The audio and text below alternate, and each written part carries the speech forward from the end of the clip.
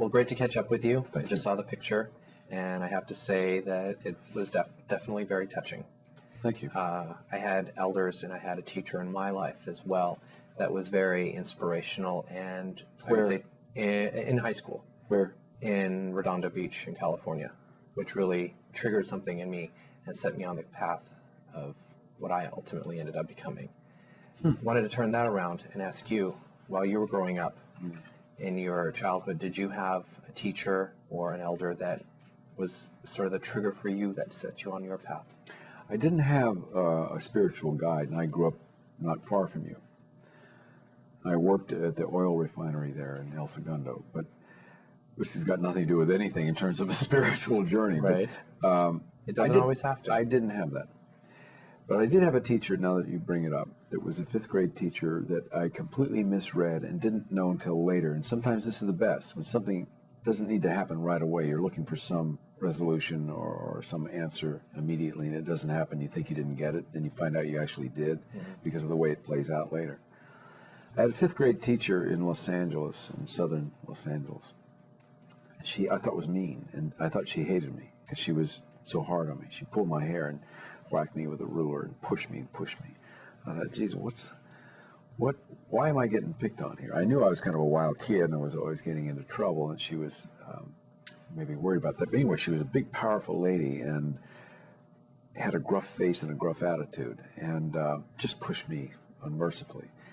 And when it was over and afterwards, I found out that she was extremely fond of me.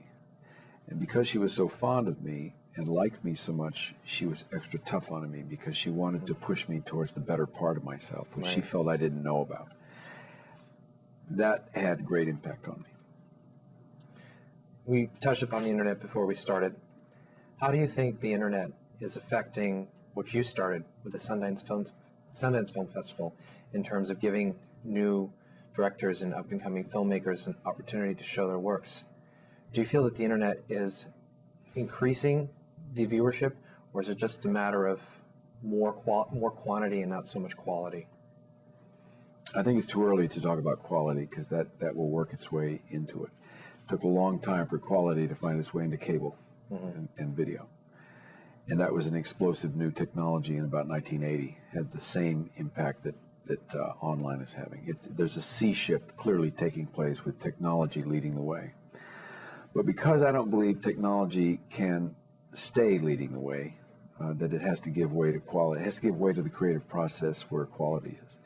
That's yet to come. I just know that something big is happening and it's affecting drastically the industry, which I don't think is a bad thing. I think it's a good thing. So there's possibly a new audience tied to the new technology. And I think it's giving the good of it. It's giving access to people that might not get it. And there's maybe, along with the kind of the junk that's going to be coming with it, because it's not been thought through or regulated before it came online, is something good, which is a chance for a person to speak their own voice. You know, up till recently, we've been at the mercy of the media to interpret how we feel, think, or our work itself.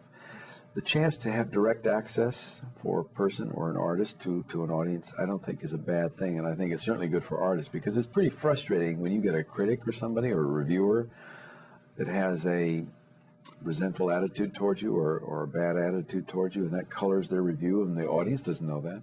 The audience accepts the review. I mean, any artist has gone through that as old as time. That's incredibly frustrating. There's an impotence to that. The chance to be able to speak directly for yourself is a good thing, but there's another side to it. It's still early. Very good. Thank you very much for taking the time. I wish you all the best. Not at all.